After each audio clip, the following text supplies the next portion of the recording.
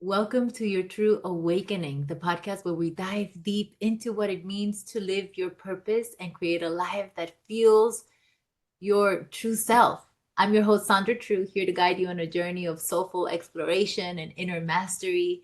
Together, we're here to unravel the layers of challenge the status quo and unlock the wisdom that helps you shine from the inside out. Each week, we'll have a powerful conversation with some of the world's most inspiring leaders, spiritual mentors, and artists who are lighting the way for a more conscious, abundant, and joyful life. From ancient wisdom to modern practices, we'll explore transformative tools and inspiring stories to help you live, love, and lead authentically. Whether you're at a turning point or stepping into your power or simply seeking more depth and meaning in your everyday moments, this is your invitation to step out of the ordinary and break free from old patterns and awaken your true potential. So if you're ready to laugh, reflect, and expand, you're in the right place. Let's get started. Today, I'm so excited to be joining forces for this conversation with my friend Isabel Friend, who is an international ambassador of water. She's a public speaker and educator. She's a student, a servant, a steward of water. She is just fascinating because she seamlessly blends science and spirit into a comprehensive cosmology of water wisdom. So she's a water wisdom keeper from the way that I see it. Her work spans from so many different perspectives, from the insights of health and hydration and biology, and she works to empower tactics for watershed. She is a guardian, and her work is in ecological activism, to the esoteric and the subtle insights of ancient wisdom, and also indigenous, right? You're bringing information from indigenous water wisdom as well. Also scientific discoveries. I really love how you bring in the science and the water research. And this is everything that she blends into her multifaceted perspective, because she is essentially like water herself. Her teachings are as multifaceted as water. And she has been teaching about water and through the United States, through Canada, Guatemala, Mexico, Thailand. Every time I see her, she's somewhere else in the world. And yeah, she's just here as a steward of this life-giving element on our planet. And I'm so, so excited to have you with us, Isabel. I'm so excited to be here. Thanks for inviting me, Sandra. It's nice to reconnect with you.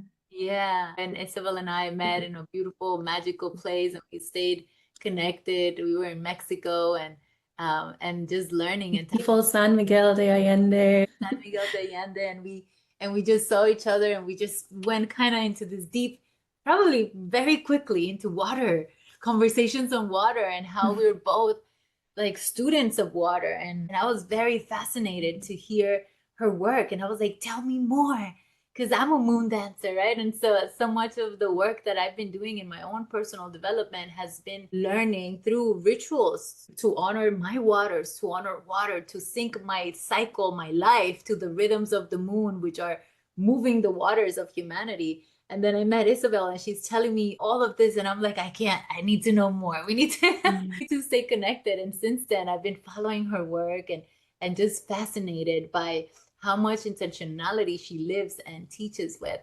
Isabel, thank you. Thank you. I'm excited to dive in with you. Yeah.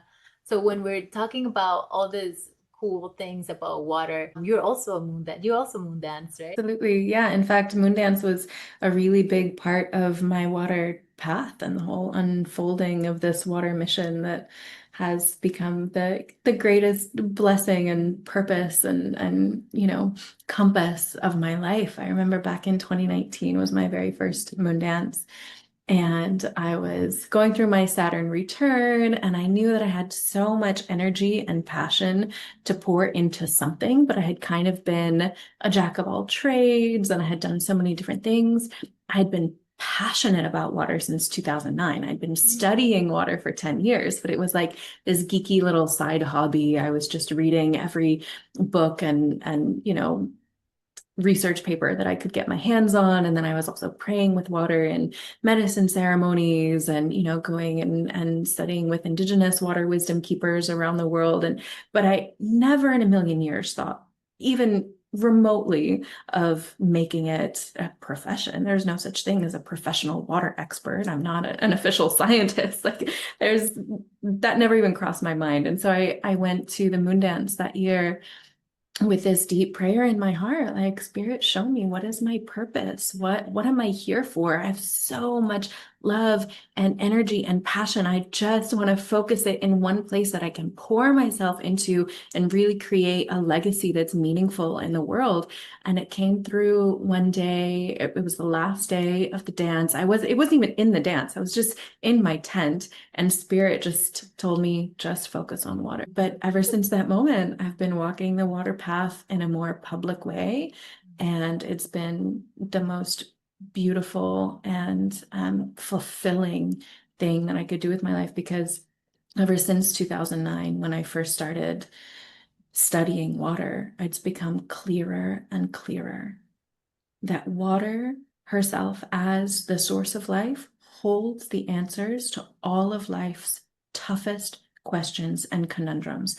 Whether we're talking about ecology or economics or spirituality or medicine or agriculture or climate, or all of these different realms where humanity and the planet is in desperate need of healing, water is the primary medicine for all of those things. She holds the keys and the codes. And if we start centering the primacy of water in our lives and in our strategies for how we care for ourselves, our communities, and the planet, then we can live in true symbiosis with Mother Earth. It's so powerful. And I love how you're prepping us for this conversation, because what I wanted to speak about is that just the intelligence of water and remembering ourselves through the sacred flow of like herself embodied. That's what it is. And to learn to serve it, to learn it, to be in sacred reverence of it, because no water, no life. It's so simple. Like, we live in a blue planet.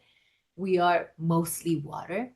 And to deny that we are elemental beings, I really believe that the way that we treat water is the way that our consciousness is in the planet right now. And that if we were to elevate our consciousness, we would be all going back to our ancient ways and having rituals with the water and figuring out how we can be in good relationship with the water. How is it that we have so much and we take so much from the earth, but there's so many people that don't have clean water? How is it that we as women are not respecting our cycle and our blood, which is super encoded with information? That our blood is our lineage, our blood is like our womb, the connection of the water is in our womb.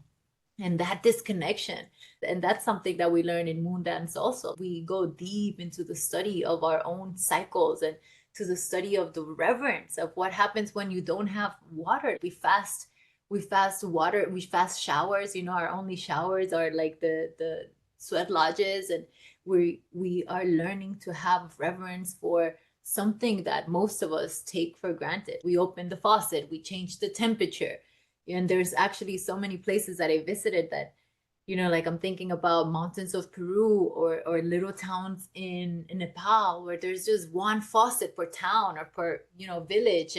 And you're working, like, life changes completely when you don't have accessible water. And we have it so much and so abundantly that we completely lost its sacredness. And I think that what you do is so important, because you are helping us remember, right? Like, people that are doing this kind of work, to have a good relationality with that the mother of life. In a way, we come from it. And so to have that understanding that it's not something nice to do for someone else, but it's actually for you. Like, your relationship with water is for you, understanding that you are connected to this one body. Absolutely. I genuinely feel that it's the most important thing that we can do as human beings, as bodies of water, that we have a sacred duty and a responsibility to care for the waters. We often hear that we're 70% water, and that's true volumetrically, but molecularly, we're 99.89 to 99.92% water molecules. That's nearly 100% water. First and foremost, we are expressions of water. We are a way that water has adapted to walk instead of flow. And when we see ourselves as bodies of water, we recognize that everything we consume comes from water. Everything, every person that we love is also water. Everything that we do on a daily basis is either hydrating or dehydrating us, that there is nothing that can be produced without water. There is no value behind any dollar. You know, the obsession of humanity, these dollars, there's no value behind a single dollar that's traded or a single stock that's traded without the water that actually preceded that. Mm. And when we start recognizing that water is all, there was a philosopher named Thales of Miletus who was credited with being the very first philosopher in human history. I'm sure there were many philosophers before that, but the first Mm. Western in the Western world, I call him the first philosopher. And Thales of Miletus said, "All is water. Water is the substrate of all being. It is never born and it never dies." And when we look at what you were saying before about, water as a reflection of our consciousness, it's so true. It's not metaphorical. What we do to water, we do to ourselves. And that's true personally in terms of what you do to your drinking water. The water you drink becomes your blood within 5 minutes. Are you loving your water? Are you transmitting love into your cells? Are you transmitting the full spectrum of light frequencies, the Schumann resonance? Has that water been exposed to natural influences so that you're transmitting Mother Earth into your cells? Or has it been stagnant, devitalized, dormant? Has it been, reverse osmosis, all these things that actually dehydrate the body over time? So what we do to our drinking water, we do to ourselves, but what we do to the collective waters on this planet, the collective waters are the physicality, they're the physical manifestation of our collective psyche, of the collective unconscious, the new sphere, as it were. And as we pollute and deplete them, human consciousness also becomes polluted and more dense. Back in the late 1800s and early 1900s, Victor Schauberger, who was my water hero of all time, he was like the Nikola Tesla. What Nikola Tesla was for electricity, Schauberger was for water. Brilliant, brilliant. He said, based on the way that he saw water being treated at that point in time, 100 years ago, he predicted that humanity would become less intelligent and more emotionally immature over time. Now, obviously, that treatment of water only continued and worsened, and so has the consciousness of humanity continued to devolve ever since then. Wow. And not only do we see this in terms of our expressions as individuals, our expressions as families, as societies, as civilization, but it comes through in what we create as well. Water is the prime creator in the physical world, and it is the vessel through which divine will comes into manifest form, right? It's the tool that God uses to bring everything of life into existence in this realm. And what we've done as expressions of bodies of water is we've created this world. Now, the Kogi tribe of Colombia say that water is the matrix of reality, that water holds the hologram of all of existence. Water holds the hologram of our daily life, also of our dreams, also of the visions that we receive in medicine ceremonies, that water has encoded every aspect of existence and experience within its holographic matrix. And we can get into the science of how and why that's true when it comes to hydrogen as a black hole, when it comes to, protium and the fractal nature of hydrogen bonding. That's kind of where I geek out and I have a lot of fun with it. But just keeping it kind of more philosophical at this point, this is so important for us to realize that genuinely, the way we treat water becomes our fate. It becomes our destiny. And when we align with water's nature, just like when we align our inner waters with our biological nature, as you were talking about, everything shifts. Mm. We have the capacity to access free energy if we align with water's principles. Instead, humanity remains enslaved to a debt slave matrix of centralized control of power resources. But that's not how nature works, because nature centers the primacy of water energy before anything and everything else. Water powers everything in nature, right? Humanity has aligned with fire-based principles, explosive dynamics of energy. So from combustion engines to nuclear power to coal to every single way that humanity has devised to generate energy is fire-based, explosive, radiative energy that actually consumes more energy than it gives out. So it's unsustainable over time, versus if we align with water-based principles, that's implosive energy. It is cooling, it's inward spiraling. It generates far more energy than it takes in, because it's free energy. It is ultimately continuously cycling and recycling itself. And so this all comes down to recognizing, as water beings, we align with water principles and we prosper and we thrive, and we're able to completely extricate ourselves from this matrix of control that is aligned with death-based principles. We align ourselves instead with life-based principles, and everything will radically shift on this planet.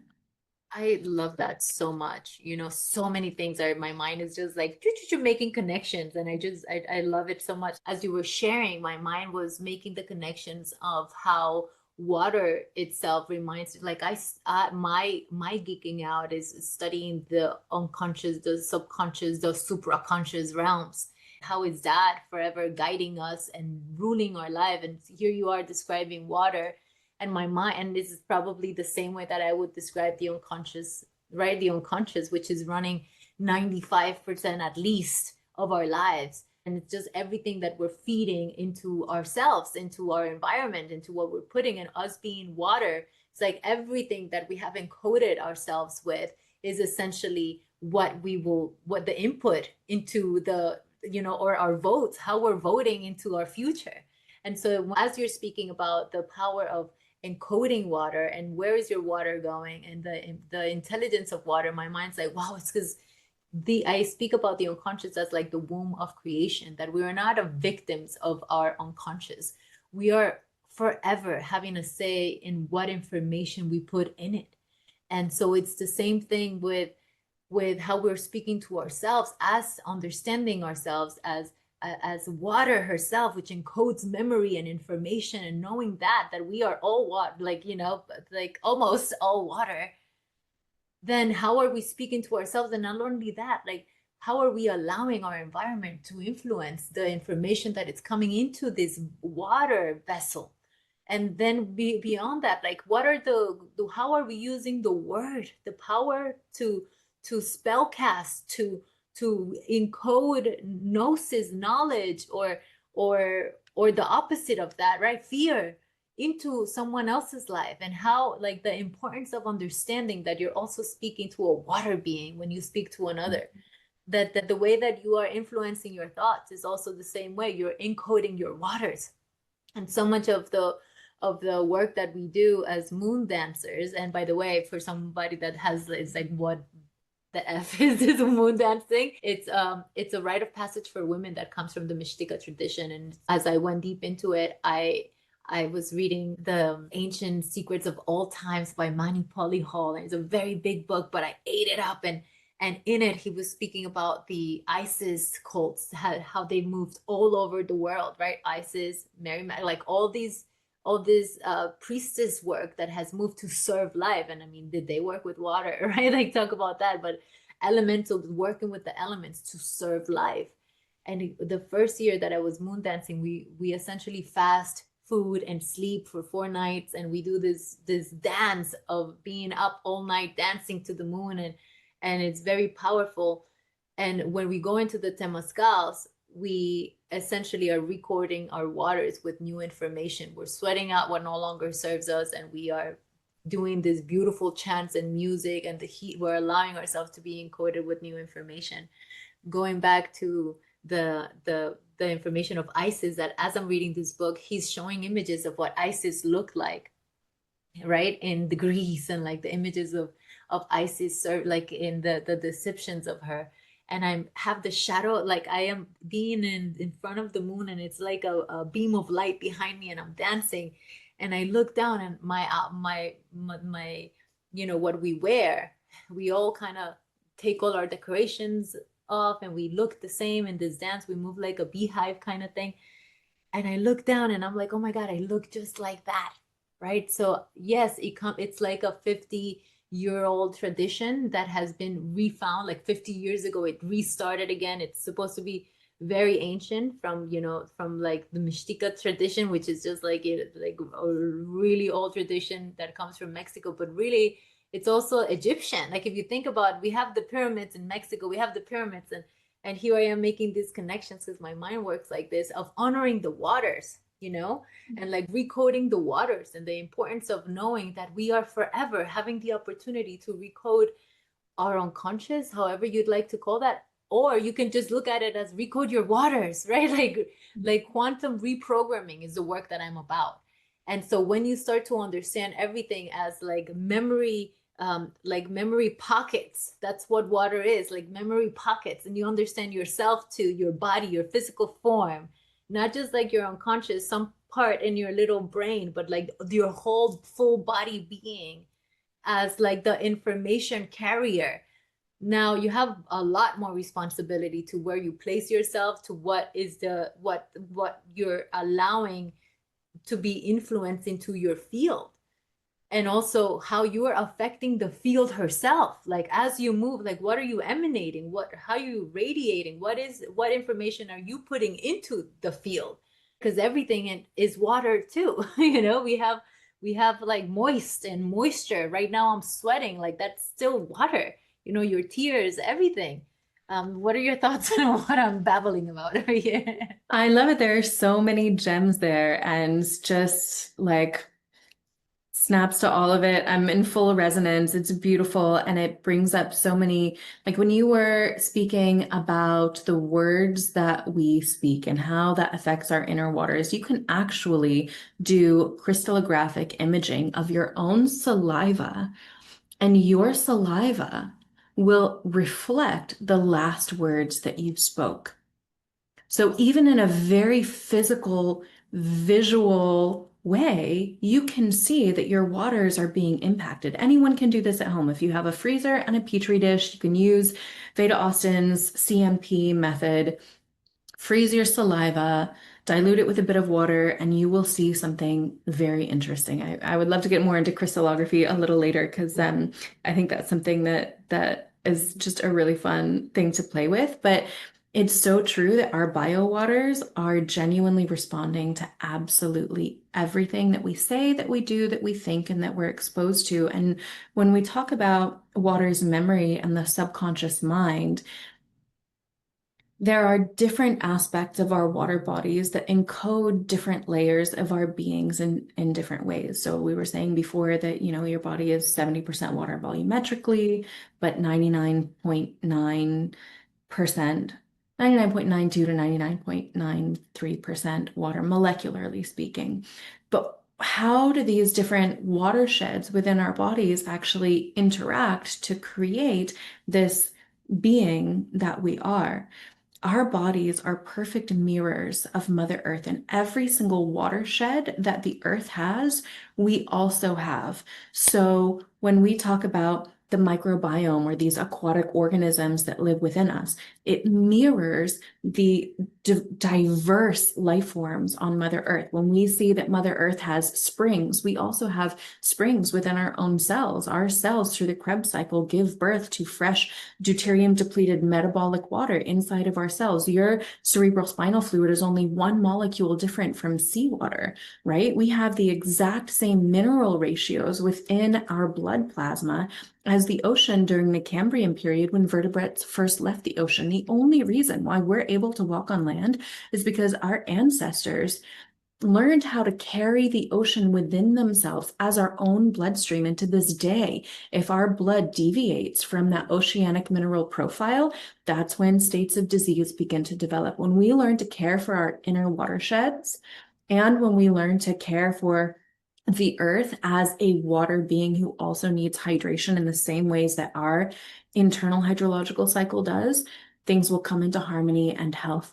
And I think what's really important about this in the context of our subconscious mind and our relationship to consciousness itself is like your memories are consistently being recorded by your fascia, which is 80% water and 20% fluid.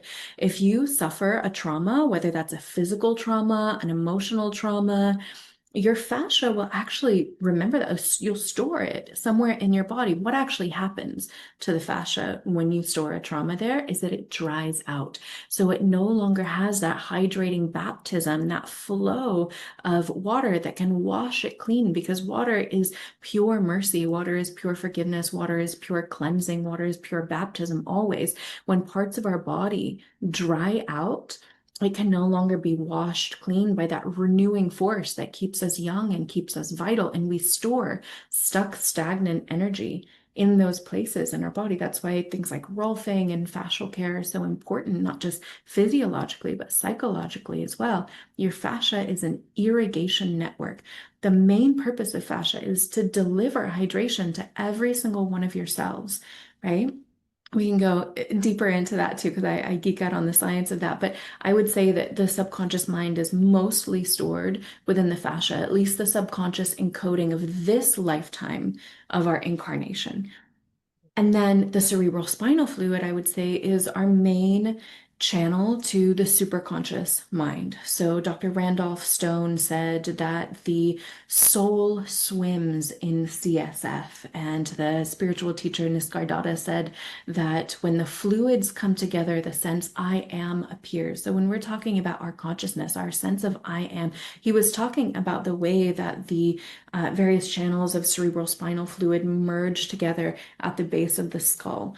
And just like it says in the Vedic texts and the yogic scriptures, where it talks about these channels of energy, the Ida, the Pingala, and the Sushumna, these are not just metaphorical channels of energy that we imagine in practice. They're actual physiological things. Water is what channels prana, mana, chi. It is this highly electrolyte rich, very conductive water that is able to be the conduit of life force energy. And that's true everywhere in your body. It's especially true in your cerebral spinal fluid. You have a central channel like the Sushumna, and then you have two spiraling channels of cerebral spinal fluid that go around those, like the Ida and the Pingala. So when we want to heal our subconscious memories, we do that through fascial work.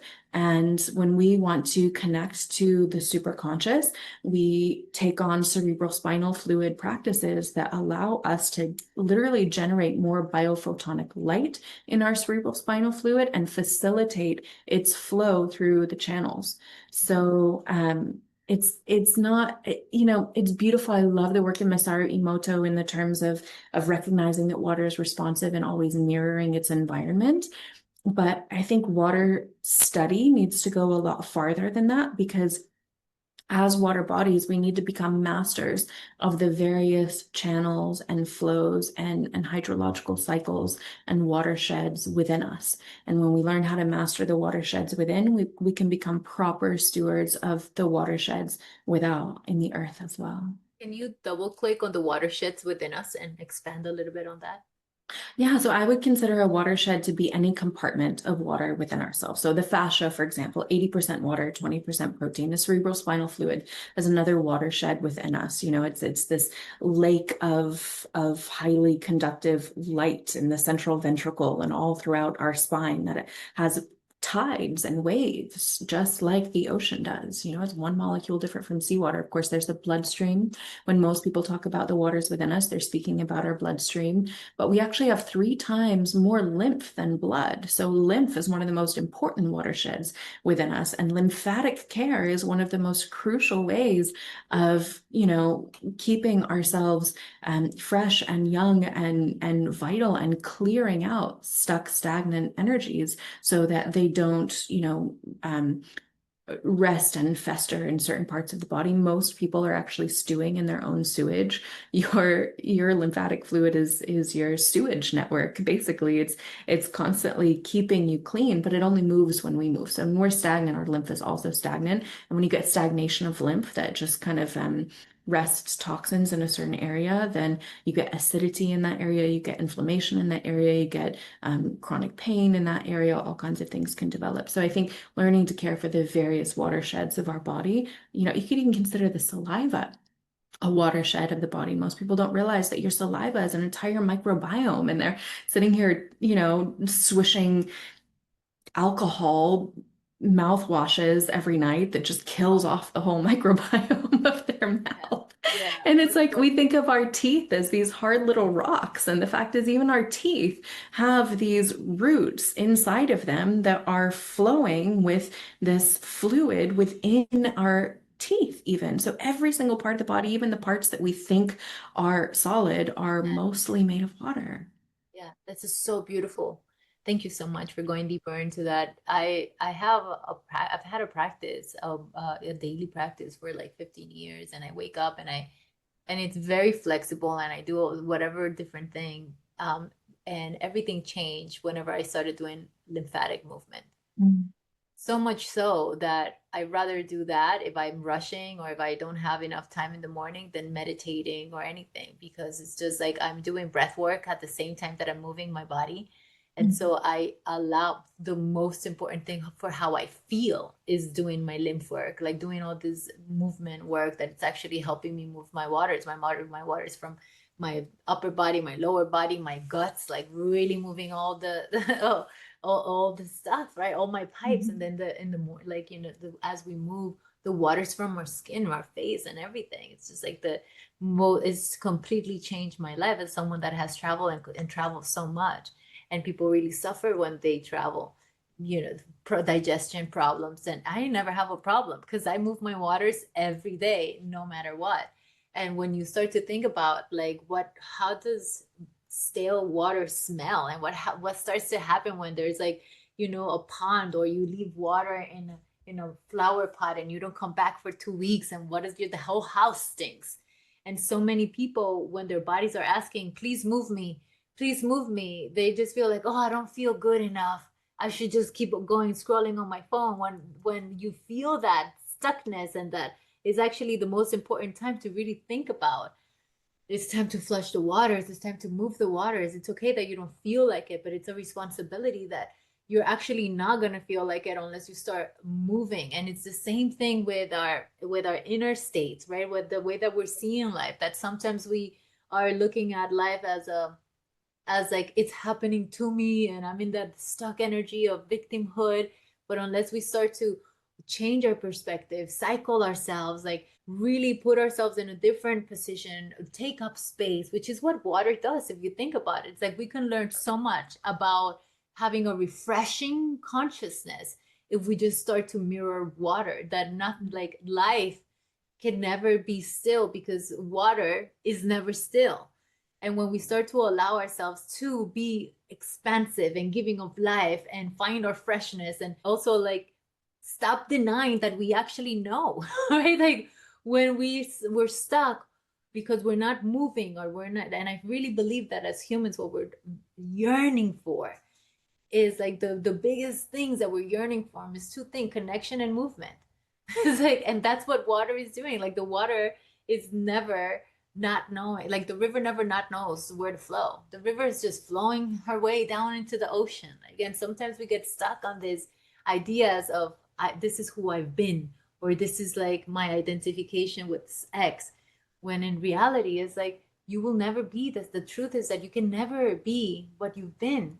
but it's the suffering to attaching to an old encoding of the information in you that it's making it stale and dry and the water is not moving. So can we allow ourselves to have good, I call it emotional hygiene and spiritual hygiene. And like we came as we got into this call, we're like, let's talk about spiritual hydration, right? Because that's like understanding water. That's what it is. Can you talk a little bit about how our we can understand uh, how water mirrors healthy, like a healthy expression of life? Absolutely.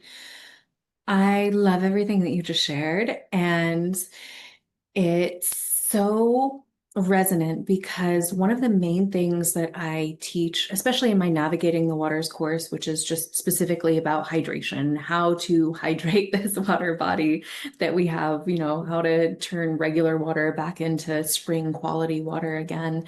And something that I share with most of my one-on-one hydration clients is like water as a living being has the exact same needs that we have. You're a living body of water. The water that you drink, you can bring it back into a living state, and it has the same needs that we have.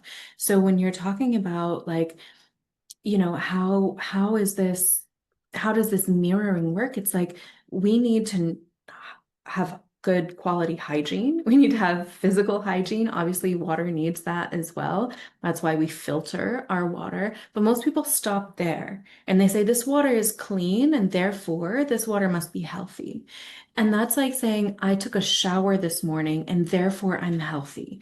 But obviously, health is so much more than just whether or not you are technically clean and have taken a shower this morning, right? And the same is true of water's health as well. So when we start taking care of water in the same way that we take care of ourselves and recognizing that all of our needs are fundamentally the same, then not only does she become more vivacious, but when we drink her, we become more vivacious. So the steps that I teach for bringing water back to life are filter, structure, balance, and energize. The filtration is the hygiene. The hygiene is really important. And then obviously when we drink that water, we have better internal hygiene as well because it washes us clean. So the filtration is important. But then structure is enormously important. Like you were saying, I love that you brought this up because this is a big part of the water philosophy is we need connection and we need movement. Water also needs connection and movement, and that all comes under the umbrella of the structure step. So when we bring more structure and crystallinity to water, the primary way that nature creates structure, symmetry, and molecular crystallinity is through movement. Typically in nature, water is always moving, spiraling. Even when it looks like it's flowing in a linear direction, it's usually spiraling in that direction. Every time a river meets a switchback in its flow, every time it changes course, the the horizontal vortex within it is shifting from one direction to another, left spin, right spin, left spin, right spin, throwing off unnecessary information and encoding necessary information, right? So even a raindrop, if you look at the way that a raindrop falls, it doesn't fall in a straight line. If you were able to slow it down, you would see that it's spiraling. The same is true in our bodies. Your blood doesn't just flow through your veins, it spirals through your veins. Your cerebral spinal fluid doesn't just flow up your spine, it spirals up your spine. In German, the word for spinal column is spiral column. Look down at your urethra the next time you pee and notice that even your urine comes out in a spiral. Water always wants to spiral. So the movement is as important for revitalizing our water as it is for revitalizing us, right? Most people think, oh, I'm drinking water and therefore I'm hydrating. That's just irrigation. We can drink water all day long. It says nothing of what our cells will actually absorb. Drinking water starts the hydration process, but as you beautifully illustrated, and I love that you do lymphatic practices and movement practices that are hydrating, because it's like movement is what completes the hydration process. Movement is what allows your fascia to deliver hydration into the cells and allows your lymphatic fluid to detoxify used water out of the cells and recycle it. If we're not moving, we're not hydrating, regardless of what quality water we're drinking. And then connection is the other big part of structuring your water. And we have needs for connection. Water has needs for connection. They've shown that isolation and loneliness is worse for your health than smoking a pack of cigarettes a day. It's the silent killer. And the same is true for water. When those hydrogen bonds between the H2O molecules become disconnected, then it's like every man out for himself. That's the ideology of a cancer cell, right? That's the ideology of the whole Western mindset, is this individualism, this insanity that has overtaken the wetico of the mind virus of humanity. And when we drink water that is connected, it helps us to be more internally connected and coherent. It helps us to be more connected and coherent and communicative with our families, with our communities, with our greater, you know, family of living beings in nature in general. I see it so often when I'm working with clients where the biggest thing that shifts with them when they go from drinking bulk unstructured water to drinking structured coherent water is their relationships shift. They Wow. start feeling closer to the people around them. They start feeling less agitated and less anxious because water lubricates everything when that water is coherent and structured and has internal community and internal connections. So we need hygiene, water needs hygiene. We need movement and community. Water needs movement and community. And then balance is the next step. So that's like we need to eat properly. We need to breathe properly. Water also needs to eat and breathe properly. We eat things that were grown from the earth or things that have eaten things that grew from the earth, and water needs to eat by taking in minerals that become electrolytes and allow her to have more of that capacity to channel conductivity and electromagnetism, right? Electrolytes are really important in water. And then to breathe properly is to make sure that she has dissolved gases within her, like oxygen and carbonic acid and molecular hydrogen. You know, as Dr. Tom Cowan said, one day it will be found that the dissolved gases within water are just as important for our hydration as the water itself. Just like if we don't breathe, we become dead, stagnant, dormant. The less we breathe throughout the day, the more kind of devitalized we feel. And pranayama is so important. And I love that you mentioned that when you're doing your lymphatic movement practices, you're breathing as well. That is so important because breathing is one of the most hydrating things we can do. When we breathe, we deplete our internal deuterium from our body water. That's a type of hydrogen that's not ideal for us. When water breathes, she opens up these internal nanobubbles within her that expand the surface area, therefore expanding the amount of information that she can take in. There's a water researcher named Theodore Schwank who showed that when water is moving, she becomes much more sensitive to information, much more responsive to her environment. If you're going to pray with water or encode your water with something, do it while she's moving because that's also while she's breathing. Just like when we move, we're more sensitive to everything that we're taking in. If you do affirmations while you're working out, or if you're listening to like, heavy metal with horrible, I don't know, I like some metal, but like with something with horrible lyrics, you're going to be more impressionable to that. And the same is true of water. Like we get her moving so that she can breathe and take in these gases and have her pranayama practice too, right? So then the last step in the process is to energize.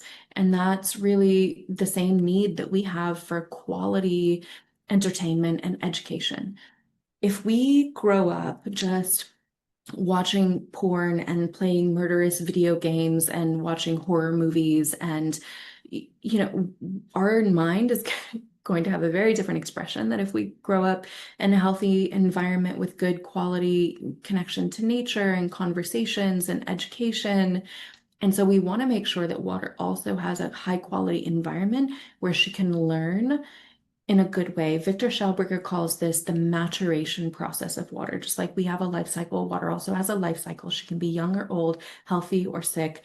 And the difference between juvenile water and mature water is largely due to the environmental factors that she's been exposed to in nature. That would be things like the Schumann resonance of the Earth, or the phase of the moon, or the biophotonic radiation from the stars, and the frequencies of the sun, the specific shades of green that are filtering through the leaves of the trees that shine on the stream as she flows, the sounds of the birds, right? All of these things water is extremely sensitive to. Water is the sensory organ of nature. The way that God is able to touch and see and feel and taste everything, and she's remembering all of that. And so if our water has only ever been exposed to fluorescent lighting and what not much, like most water that we drink is not exposed to much, she's not encoding our cells with and plastic, exactly, and all of the xenoestrogens in the plastic, the atrazine and all of the nonsense in tap water. I mean, it goes on Yeah. and on. What our water is like.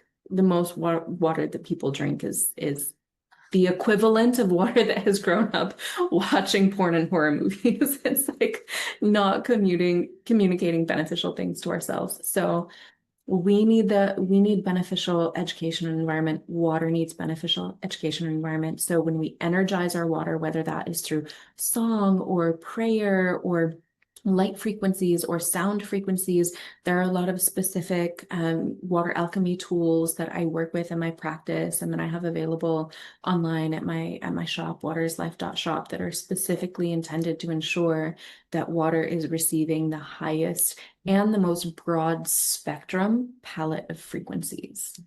And I will add all of that on the notes. There's so many things I want to add to what you just said. Oh my Lord. We could just go on this for about another 2 hours, I think. But I know we're coming to a close, but there's a couple of things that you touched on that we're just like, oh, that definitely, I was speaking with a friend about we both have the same spring water company. And we get we I think you have it too. We get a life water, and I drink from my globe, and I look crazy walking around with my globe, and I'm happy because it's circulating, spiraling the water, and it's it's spring mineral water. It's really amazing. But I was doing an event at her venue, and we just started saying how for both of us, you say that people that start drinking clear live water that is structured, that is alive, their relationships improve. For both of us, our truth got stronger, Mm-hmm. and we Mm-hmm. were just coming out of relationships, and we kind of discovered that it happened around the time where we changed our waters, and we were like in awe to how come to that understand, like, Mm-hmm. well, we changed the waters to better quality natural spring water, and we could not deny the what needed to happen, right? It's like we both Mm-hmm. didn't walk away from something we didn't love. We walked away because like we felt more love in ourselves, right? To honor. And so that's one thing. The next thing that I wanted to just share with you was about how in ceremony many years ago, I was in a medicine ceremony, and spirit started to show me how in nature I can look at it, and it showed me water, and it started to show me how consciousness moves through water, and it was showing me how, and it was just taking me on a journey as if I was water, and showing me how water doesn't stand in front of rocks and fights it. Water will find any open cavity to move through, and Mm-hmm. it's like that our work is forever to move, to let that consciousness, the flow, to move through us, right? And it was just showing me that even stones and mountains and rocks eventually, because water is so consistent in her life-giving movement, Mm-hmm. it will transform everything that's on her path. She doesn't have to fight anything. She is in her grace and in her flow. She is focused on her, like, where she's going. She doesn't doubt. Consciousness doesn't doubt. Consciousness as water is just looking for us to open so it can move through us. And it's the same thing. Like, where else can I open so that the waters can flow gracefully? Right. And it's like I love everything that you shared about how to tend to the waters, and how to like make sure that there's water, there's connection in your water, that you have, like, you prioritize the waters that you're taking in, because that's an input for your own expression of life and how your physical form is expressing itself. So I wanted to share with you my water process to see what's missing, right? See if you can help me with that. And then after that, I'd love to get a prayer that you shared you wrote yesterday, and I'd love to have that on here. Would that be okay? Of course, beautiful. So I have a life water. I have spring water, right? And then I have the Numi, I think this the structural. It's this glass thing that spirals my water. The Mayu. The Mayu, Mhm. the little thing. I love it so much. It also sounds so good. It sounds like there's a river nearby in my house all the time, and I love that. And then I have a reverse osmosis filtered, like with all the different filters. I do add minerals to it. What's my process with that water? Because I mostly use it for teas and like what's the best way? And then my water, my jugs of water are have like higher qualities all around it, right? So like words that are imprinting it. It Mm. also, the live water is encoded with the flower of life, which is also structuring the water in some way because it's giving it that information.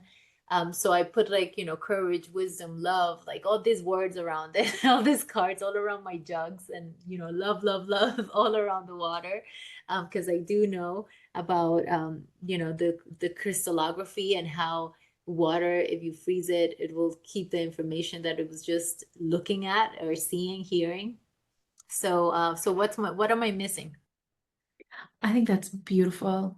The most important thing in that whole process is your personal connection and communion and communication and reciprocity with the water. Russian researchers were studying all of the things that water responds to. Sound and light and even non-visible and non-auditory frequencies. Water is exquisitely sensitive not only to things in her immediate environment, but even things in a vast radius, right? And what they found is that the number one thing that water responds to more than anything else is human emotion, because our emotion is radiated and magnified by our bodies of water. So our water is going to come into resonance with whatever our dominant frequency is, more so than it resonates with any non-living thing in the environment. These are all fun things to play with. I've got a whole water alchemy laboratory here. I love playing with all the things. It's all wonderful and beautiful and fun and exciting. And as MJ Pangman says, it's a choreography, it's a dance. There's no right or wrong way. It's like you get to have fun with all of these different ways of playing with your water, just like you would play with your best friend. And it genuinely is the most intimate relationship you will ever have, because water knows you better than anyone else ever will. And when you recognize that the water in your glass is seeing you just as you're seeing it, that it's tasting you just as you're tasting it, that it can hear you in the same way that when you pour it into the glass, you are hearing it. And when that communion becomes reciprocal and you recognize this is a conscious living entity and her level of awareness is directly proportional to her level of crystallinity, then you want to develop that crystallinity so that you can hang out with this being who is going to come to know the taste of your sweat. Only a lover knows the taste of your sweat. This being is going to come to know the pace of your bloodstream from the inside out. Nobody knows that, right? This water is going to become the cerebral spinal fluid that witnesses even the dreams that you dream at night and forget in the morning. But she doesn't forget. Water never forgets. And so the important thing is not the stuff that we do to water, it's the relationship that we have with water. And the stuff that we do to water is a way of expressing that relationship. And in terms of your expression, like that sounds like a really fun, awesome setup. I love everything you have there. You've got the filtration, which I'm curious though, in that setup though, you said you're working with the live waters, but then also you have reverse osmosis. Are you doing reverse osmosis on the live waters, or is that just for your tap water? That's just for my tea. I just use it whenever I'm Okay. gonna heat it up, you know. Okay. And so my mind is just like I want to have the freshest water, and also like, holding your water with both hands and praying to your water in the morning. That morning prayer with my water is everything, right? I go down to the ocean. I bring water, a little bit of water from the ocean. I ask for permission because I speak to her, and I bring a Mhm. little bit of water and I keep it by my door. to purify the energies as they come in. The relationship with the water in my kitchen, but also I live on the beach, and so making sure that I'm forever learning, right? How's life happening because of the movement of the water? And Mhm. so I think it completely impacts me. I go down to the water and I give my name and where I was born and my date, and I go deep into prayer simply, like automatically, by getting inside of the water. Like it's like it's something that happens vibrationally, like in frequency of, like, I am stating who I am and recognizing that I'm arriving, and then like bringing, like, what am I missing upstairs? Like, how is this flowing? How can I? And I just love the information that you shared about the emotions of the water, because I find myself singing and dancing and praying in my kitchen all the time, like when Mhm. I'm making food. So I love that. And that's ultimately like all of the water alchemy tools are just stand-ins for that because we have the ability to connect directly to source because we are bodies of water. I know we're coming to an end and I don't want to get too deep into the science right now, but the longer I study the science of water, the more it brings me into the spirit of water. The more I study the spirit of water and connect with the spirit of water, the more it draws me deeper into the science. And what has really captivated my attention over the past few years is specifically the science of hydrogen as this medium or this doorway to the quantum field. So the quality, the isotopic composition of the hydrogen within our body water is one of the most important factors in terms of our connectivity to source and to the quantum field. The depth of our prayers and the connection that we experience in meditation. When we start centering the primacy of biowater and specifically the hydrogen ratios within ourselves, that prayer practice starts deepening so much. It's incredible. Like, obviously, we're all made of water. We all have hydrogen within us. We all have proteum, mostly proteum within us. So our prayers resonate into this primordial, oceanic, non-temporal space of the etheric field, which is something that every ancient culture and every religion speaks about, that there is this oceanic existence just behind the curtain of this visible existence. And that is what connects everything through time and space, that it is beyond time, space, and dimension. And it is the place where everything is one and it is liquid in nature. It is oceanic. It has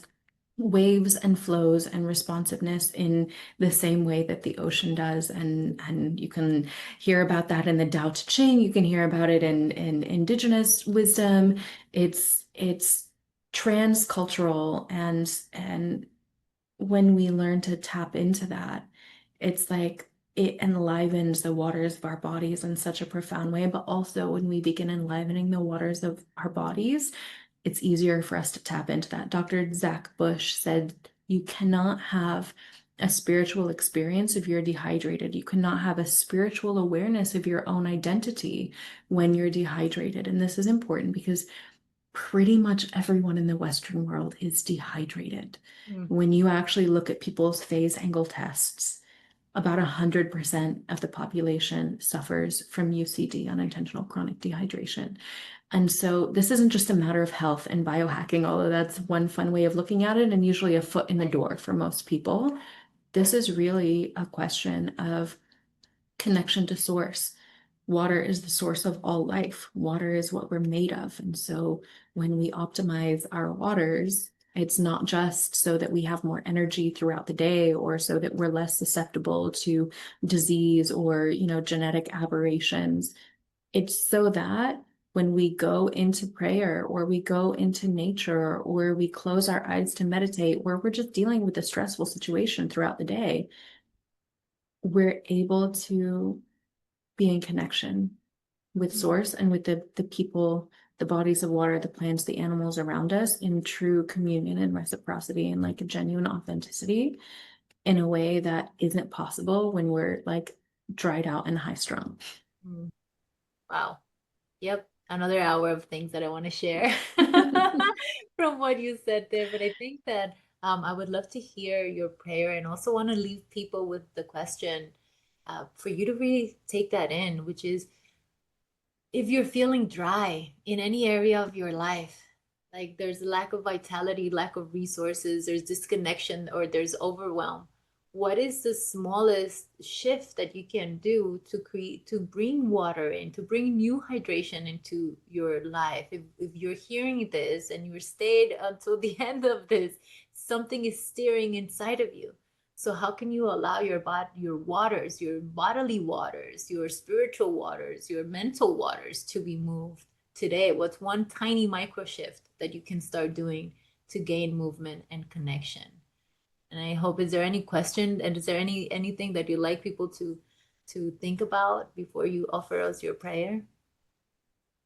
I think the the last thing that really is coming through in this moment is,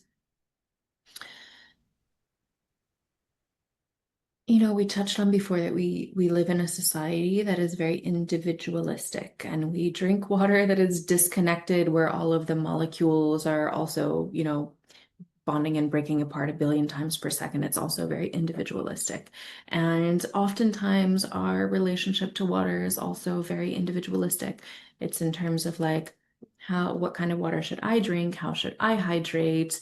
You know, this is kind of antithetical to the nature of water itself, which merges every living thing in a union of vibrant oneness. And the more hydrated we become, the more connected we become. So I really invite people to lean into that connection and recognize that as a body of water, you have a sacred responsibility to steward the waters, not only within you, but also around you. And that we are in intimate communion with our own watershed, whether we realize it or not. Just like we should know the address of where we live, we should know the watershed of where we live. We should know where the springs are, where the streams and tributaries are, what is affecting the safety of our watershed. Is your town hall privatizing the local water supply to Suez, Veolia, Bechtel, RWE Thames, or one of its subsidiaries? Because you know that if that happens, water quality will go down and the prices will go up, and your watershed is going to get continuously more and more polluted. You, as a body of water, have a responsibility to prevent that from happening by recognizing that your body is a drop of water that you've borrowed from the watershed. Mm. When you pass away, the water that you're made of will go back into that watershed again. You want to make sure that that watershed is pristine by caring for it. And whether that means showing up at town hall meetings and saying, no, I don't want you to, spray Roundup on the local parks because I know that's going to seep into the aquifer. Or if it means saying water is a human right, it is not just a necessity, it is an actual right. We are currently standing at the verge of the most important precipice in human history, which is the decision as to whether water is a right or just a need. If it is a need, then it is a resource that can be commoditized. And when it is commoditized, life is also commoditized. Life itself can't be owned. However, the source of life can be controlled. And when the source of life is controlled, the lives of everyone who depend on it are controlled as well. And this is the new colonization. The new colonization is a matter of controlling water resources. The biggest cartels on earth aren't drugs cartels, they aren't arms cartels, they're water cartels, and most people have never heard of them. We as bodies of water have to become familiar with the landscape of water politics and involved in it, because it affects us and our life more so than anything else, and yet it's more invisible and easier to ignore than anything else. Just like our level of hydration is more important to our quality of life than anything else, and yet easier to ignore and overlook than anything else. So I implore every single person who's listening to or watching this podcast right now that whatever your gift is, whatever is the anointment that God has put upon your life, whether you are a writer or a singer or a painter or a lawyer or a doctor or whatever your calling is, there's a way of using that passion in service to water and therefore in service to life. If you want a world that is aligned with living principles, align with water, serve water, be a steward and a student of water. And that's really what the world needs right now. And that's what your internal waters are asking of you, right? That's what all waters are asking of us right now, to recognize that we're not humans protecting water. We are water protecting herself. And when we recognize that we are water, that's when the shift to the age of Aquarius truly happens. We've been in the age of Pisces for the last 2,000 years, swimming like fish, Pisces, in the waters of existence, unaware of the waters that we swim in. There's this, age-old story about one fish turns together and says, "Hey, how's the water?" And the other fish says, "How's the what?" Like, you don't even see what we're in because we're so in it, that everything is made of water, that we're made of water, that everything is impacted by water, that everything that we do impacts water, right? We're in it, like the age of Pisces, the age of illusion.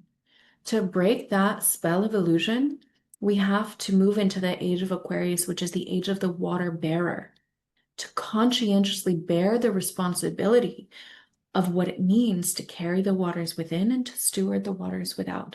To recognize that water, as we talked about in the beginning, is the blueprint and the holographic matrix of reality as a whole. And therefore, the way we treat water becomes the reality that we live in. Moving into the age of Aquarius has to be an initiation into being a water bearer.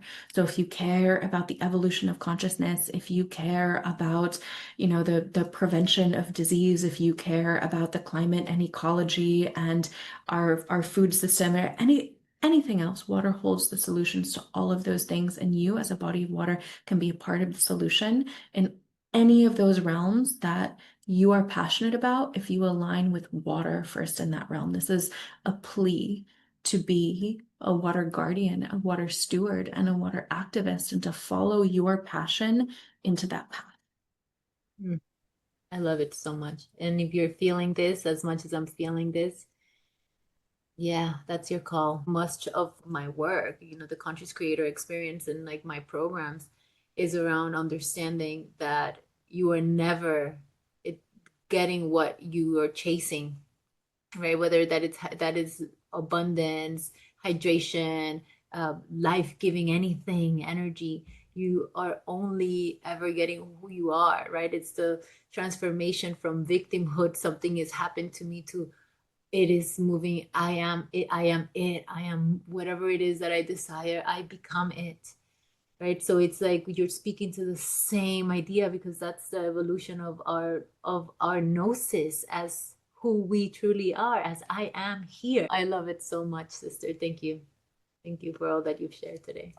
Thank you. Thank you for the beautiful work that you do. Thank you for the medicine that you bring. Thank you for the connection, the conversation, the sisterhood, for bringing this forward, and for, all of the ways that you touch and impact all of the lives of the listeners of this podcast and everyone else that you meet. I was captivated by your energy and our connection in Mexico, and I still am, and I'm excited to continue getting to know you better. Thank you. And You maybe even moon dancing together one day. yeah, I would love that. That would be powerful. I would love to pray with you. I would genuinely love to be in ceremony with you sometime. I think that that would be a really beautiful synergy. Yeah, I would love that. I'm putting that in the waters. Yes. Rippling it out. Pulling it out. Do you have a moment to share? Yeah, this is it's a rough draft. I haven't finished it yet, but it's just something that I wrote yesterday. So if everyone who's listening can take their glass of water in hand and hold it to your heart and bow your head to your heart Mm. and resonate with or repeat this. A prayer to the living waters of light. O vessel of life, named first in Genesis and last in Revelation, you who bore the Spirit of God before light was called forth, who carried the command, "Let there be," on your rippling back. You are not worshipped, but I come to you in worshipful awe, not as deity, but as the instrument through which divinity moves, the matrix of all becoming, the breath between clay and soul. the silent hymn in every cell of my being. You who flow from Eden's four rivers, from Aluna's dreaming sea, from the primordial waters of the Quran in which every living thing was made. You who bore Narayana in the Vedas, before even existence or non-existence had formed. I give thanks for the photons that dwell in you, for your trillion parts light per one part matter, the angelic messengers of God's will, localized not by place but by action, shaping form through frequency, singing life into the lattice of all that lives. You, the prism through which ether becomes body, the holy translator between the invisible and the known. You who hold salt and memory, who echo the ocean in my veins and the creation in my bones. Let me not merely drink you now. I pray to receive you. May I become more translucent, crystalline, and listening as you are. More a reflection of you, even as you reflect me, more willing to carry the charge of prayer without distortion, as you are the truth of all truths, shining straight from source. Teach me to be a vessel that vibrates rightly, to be a chalice that doesn't spill what is holy, to be a spring that knows its source. Illuminate me with your light, not just to see, but to know, not just to cleanse, but to remember. For you are not only life-giving, you are life-keeping. You are not only my source, you are my destiny. And when I breathe the final breath of this life, that vapor will disappear into the watershed into which I melt and become a part of all life again. The keeper of rhythm and breath and law, the conductor of the cosmic song. You are mostly made of listening, and I, like you, am listening to the word. Amen, Amin, Om, Aho, Ashe, let's go. Aha. So it is. So beautiful. Thank you, sister. Thank you. Ah, thank you so much. That was so beautiful. And I'm keeping my water because I'm gonna drink it so much. Where can people find you, Isabel? And of course, I'm gonna write all her information on the show notes.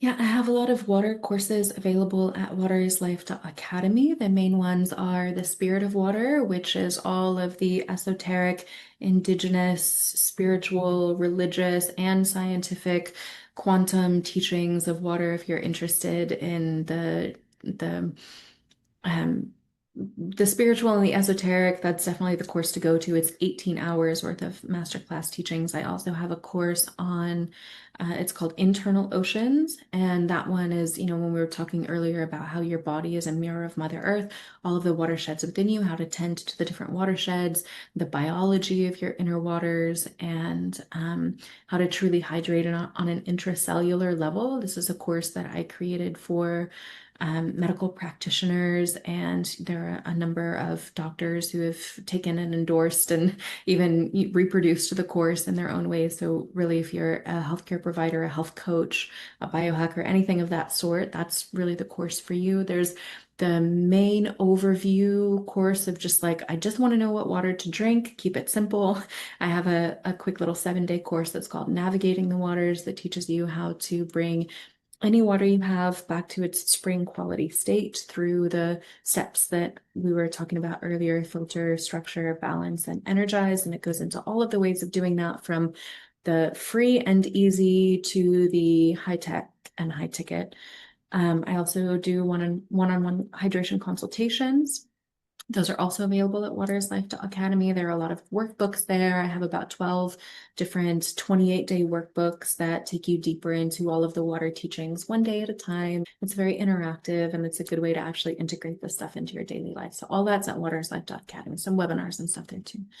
At waterislife.shop, you can find all of the tools that I recommend, from the best water filters to water structurers to the best electrolytes to water alter items to, and everything in between. Things for your inner waters, what are the most hydrating supplements to take, tests for how to test your drinking water for various contaminants. If you find a spring, what are the tools that you need to actually harvest from that spring, from bottles to spring water tests, just anything and everything to do with water you can find at waterislife.shop.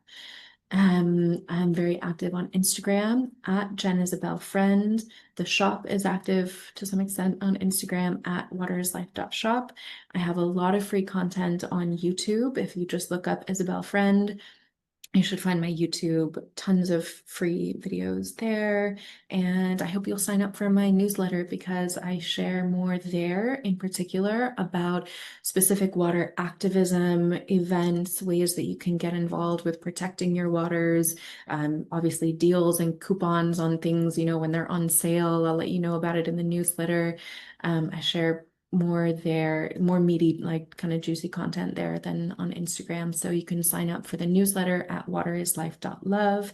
And if you want to come enjoy and be a disciple of the waters with me in person, then I hope you'll come to one of the retreats that I host. Usually twice a year, I host a water retreat in Tulum, where we dive into the sacred cenotes, which in the Mayan cosmology, they are portals to the underworld and into the subconscious mind. We go, do ceremony at the beach. We do hydrating water practices. We do underwater water like dance and therapy called Janzu. And then I also host one in Bali, which is the land of Agamatirta. Agamatirta is the holy water religion. So we apprentice with the priests and priestesses for a week who have been studying holy water teachings for countless generations, stewarding real water wisdom there. We go to water temples that are hundreds of years old that are just like, oh God, they're so powerful. These water temples are incredible. Amazing. So the Bali water retreat, the Tulum water retreat, and yeah, keep in touch. And I hope everyone got something out of this. And thank you again, Sandra, for providing the platform for me to get to share my passion. Oh, It's like, so fun. yeah, let's do more of this, please.